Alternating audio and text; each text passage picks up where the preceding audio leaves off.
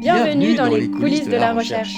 Aujourd'hui, nous sommes à l'UGE pour étudier les sciences comportementales et leur influence dans nos prises de décision. Ah oui, mais ça, c'est un peu de la manipulation. Je ne crois pas. Et c'est d'ailleurs ce que nous allons découvrir grâce à Rustam et Stéphane qui vont nous éclairer sur ce sujet.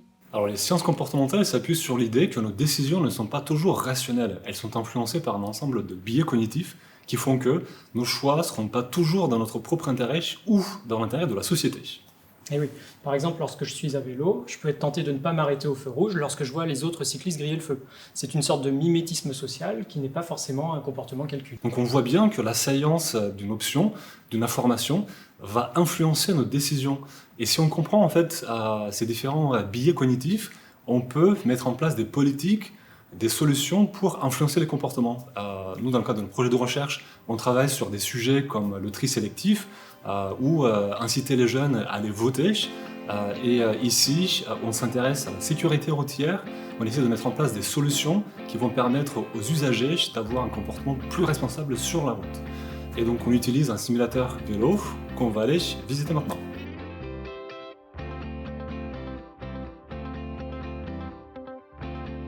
En ce moment, on cherche des solutions pour faire évoluer le comportement des usagers, des automobilistes et des cyclistes, notamment au point de rencontre entre les deux, et l'objectif est de réduire les accidents. Excellente idée, le trafic des vélos augmente tous les jours et la cohabitation avec les voitures n'est pas toujours simple. Tout à fait. Pour étudier le comportement des cyclistes et pour chercher des solutions qui permettraient d'améliorer leur sécurité, on a imaginé et on a construit un simulateur de vélo. Viens, je vais te montrer. Donc voici le simulateur avec un vrai vélo placé sur une plateforme, avec des systèmes de retour sensoriel, par exemple le ventilateur pour produire le flux d'air ou des systèmes de retour de force. Et donc on fait venir des participants qui participent aux expérimentations et on les immerge dans un environnement virtuel. Et ils sont confrontés à des scénarios qui correspondent à ce qu'on souhaite étudier. Et ces scénarios permettent de tester l'effet de différents dispositifs ou signalisations. Super! Alors, quels sont les concepts des sciences comportementales qui ont été mis en œuvre ? Alors, les solutions qu'on a imaginées s'appuient sur les sciences comportementales, comme par exemple l'effet de science. Quand on a imaginé le marquage au sol, on a fait en sorte que la séparation entre les cyclistes et les voitures soit beaucoup plus claire, plus marquant. On a utilisé aussi une autre idée qui est celle de gratification.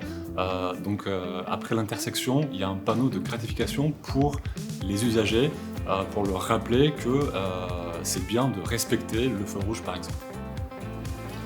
Et donc, on a ici le simulateur vélo, mais on pourra aussi mener une expérimentation similaire dans un simulateur voiture pour tester les mêmes dispositifs du point de vue de l'automobiliste. Et alors, vous en êtes où dans le projet ?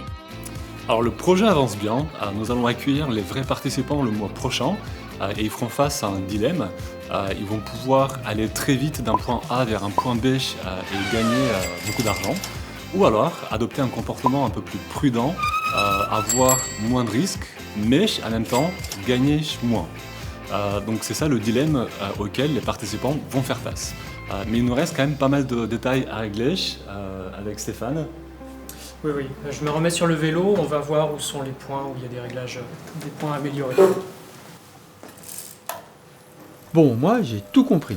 Je dois planifier pour agir sans réfléchir. Oui, je pense même qu'il faudrait inventer un simulateur rien que pour toi.